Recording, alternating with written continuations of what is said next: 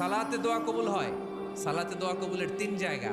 একটা হচ্ছে তাকবীরে তাহরিমার পরে আমরা সানা পড়ি না, আমরা তো একটা পড়ি। আল্লাহর হাবিব সুন্নাহ এবং নফল নামাজে আরো পড়তেন সানা, ওই দোয়া কবুল হয়। দুই নম্বর জায়গা সালাতে সেজদায় পড়ে দোয়া করলে কবুল হয়।